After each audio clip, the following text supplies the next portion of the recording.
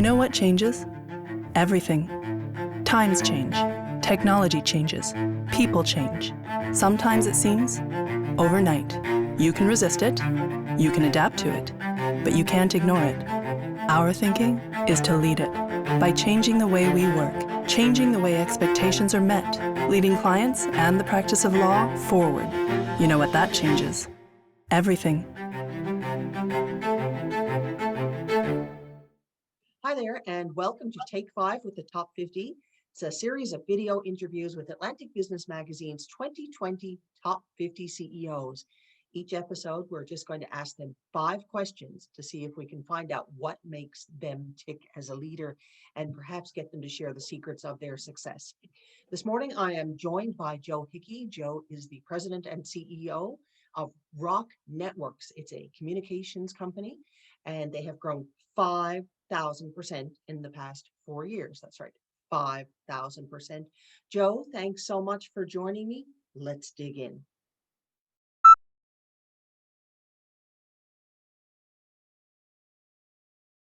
Right? So Rock Networks, we're a design, build, and operate managed service company in the communication space, focused on wireless and optical technologies. And the way we were able to grow at this point in time was a little mix of organic growth and an acquisition that I did in May of 2017 of a company in Halifax called Nova Communications. So that got us on a certain path, and over the last couple of years, we further diversified the product line to grow even faster, and that's moved us into the growth phase that we're having for the company. How big we can grow, I guess, is as big as we can imagine. There's a lot of change happening in the telecom industry these days, driven by COVID, right? Telecom has always been a change-oriented industry. You got to embrace change if you're playing in this space, but COVID has really rapidly adopted or increased that level of change, right? Across all sectors, and telecom is no exception. Over the last year, since COVID has come in, there's been a renewed focus on bridging the urban-rural divide from a telecom perspective. We all know, working at home, if you're in rural Newfoundland, you don't have a very good internet connection. So we want to change that. And so the federal government, along with some provincial governments, there's over $4 billion now of funds available to go after that market. So we're a small company today. We have big dreams of growth, and it's as big as we can imagine, is the way I look at it.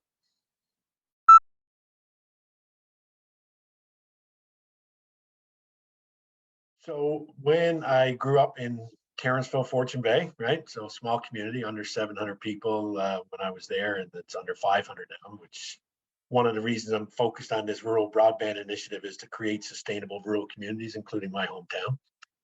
And I went to Memorial, I did a Bachelor of Mechanical Engineering degree, and then I joined this little small Canadian telecom company called Northern Telecom, which became Nortel and then Nortel Networks. And I spent 12 years at Nortel.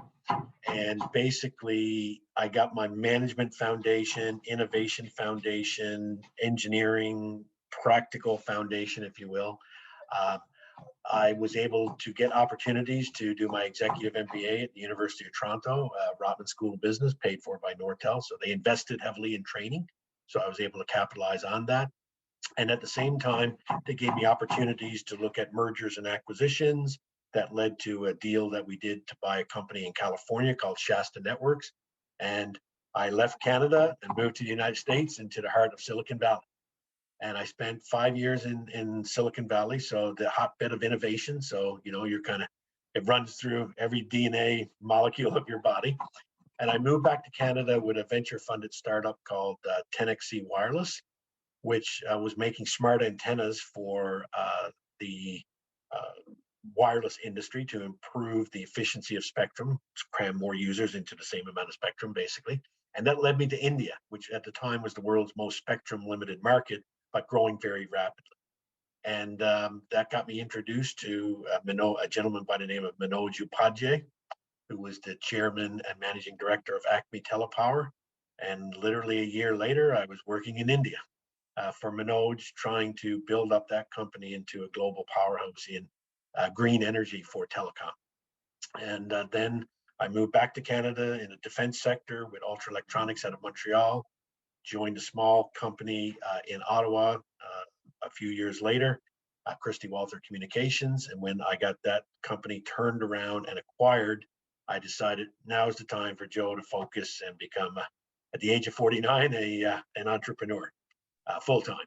And so Rock Networks I had established as a consulting company a few years earlier, but now I was focused on it full time, and that led me to where I am today. So it's been a fun ride. Every single area that I've worked, the 40 odd countries is work that I did at Nortel and Acme, because I was in Asia, South Pacific with Acme. I went to places as far away as Papua New Guinea looking to do business, and some interesting places that you end up going. And with Nortel, I visited, had a global role, so I got to travel around the world and do business in a lot of different countries. So that global perspective, when you get it, even if you're working in a local market like we are now with, rural broadband, that global perspective brings new ideas to how you apply them locally, right? So that's really the benefit, I guess, that has gotten me to where I am today.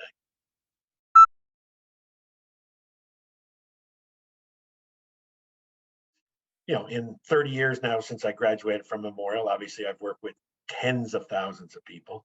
I've hired thousands of people myself, right? So the people that I would think about that come to top of mind, one of them I mentioned in my top 50 CEO brief last year, a gentleman by the name of Manoj Upadhyay, who I just earlier mentioned.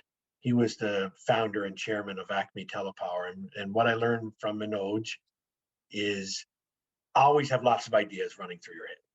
Never get constrained by resources that you think you have or you don't have. And I tell my team, whenever we think about something, assume unlimited resources.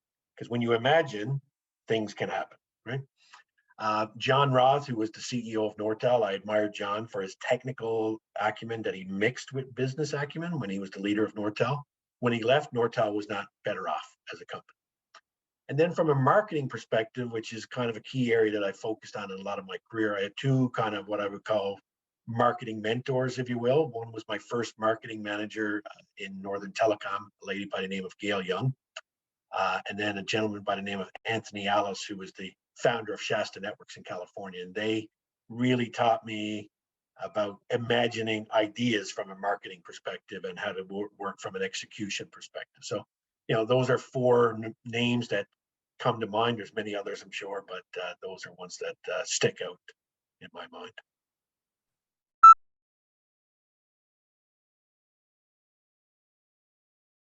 It was a big decision to make at the age of 49, right? And I got to the point that you can have a title, you can have some ability to influence, but at the end of the day, the buck stops with the top person. And so I have many ideas, and I'm like, how do I make those ideas happen if I'm not the top person? Because unless you convince everybody, you can't, move your ideas forward. So it was that idea generation and being able to execute it all the way and make it happen, which, basically was the inspiration, right? Being able to take my innovation model and move it into the market. The vision that we have for the company is we empower customers and employees through nimble and innovative wireless and broadband solutions. And so there's three key words that I call out to the employees. One is empower, right? You got to make decisions, take action always in the name of the customer and as an employee, right? Don't be afraid of risk. We don't penalize people for risk. And this is a key attribute of innovation. You don't penalize and you encourage experimentation. And when I first acquired Nova, they were very structured, getting from A to Z and having to map everything out. I'm more of a experiential journey kind of person. You have a Z, which is your target. How you get there, you start and you figure it out as you go along, right?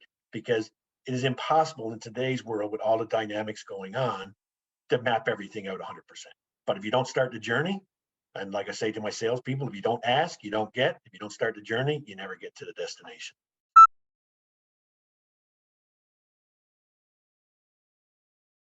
I've actually gone through areas where I was brought in to be the change agent.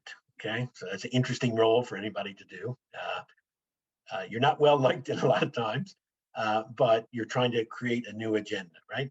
And so to make a change or innovation kind of culture or change oriented culture, you basically, and I say to my team, and this was one of the core values that we had at Nortel, was we embrace change and reward innovation, right? And I actually have those as two separate core values in our company. And I say, I say to my team, when you embrace change, that's not just responding to change, okay? I describe it as, think about, you haven't seen your best friend for 5 years and you meet pre-COVID, I guess. You meet up and you give each other a bear hug, right? Right? Or you hold one of your children, right? You're embracing. I said, that is the way and the attitude that you got to bring to change. If you don't bring that attitude, change can't happen. And so innovation, therefore, cannot happen, because innovation is all about changing the status quo. And so I encourage my team to say, think about new ideas. I tell my children, there's the second greatest thing I can teach them is think outside the box. So we sat down at the dinner table a couple months ago, and I had a Tim Hortons Keurig box, right? And I put it on the table, and I said, what do you see? Oh, Dad, you're going to give us another one of your stories, right? And I said, well, what do you see? We see a box. Okay, thanks. 3 kids, right? 15, 16, 17 years old, okay? And I said, okay, if I turn the box on its corner, what do you see? Well, we see the box. I said, well, does the box look any different? Yeah, like we have a different perspective. Okay, good. What do you think is in the box? Well, probably Keurig coffee pods, right? I said, okay, now imagine if you're inside the box. Do you see all this stuff outside? No, that's the problem of thinking inside the box. So you always look at the box as the problem, but you always step outside the box and look all around you for solutions to focus in on that problem. And I'm just wired that way. I can't think any differently. So my thought process is never constrained by any, you can't do this, you can't do that. I've never been like it. I never will be like it. And I encourage my team to think in that model. And when you think in that model, 5 times out of 10, you're probably not going to succeed. 5 times you're going to fail, maybe even more. But one of those successes is going to take you to the moon. And that's the path that we're riding right now with community broadband networks. We've been focused on expanding our portfolio, trying lots of new things. Some worked out, some didn't. But the community broadband and our approach of engaging communities to bring fiber and high-speed internet to them in a partnership model is catching wildfire across Canada, and that is enabling us to do hyper growth.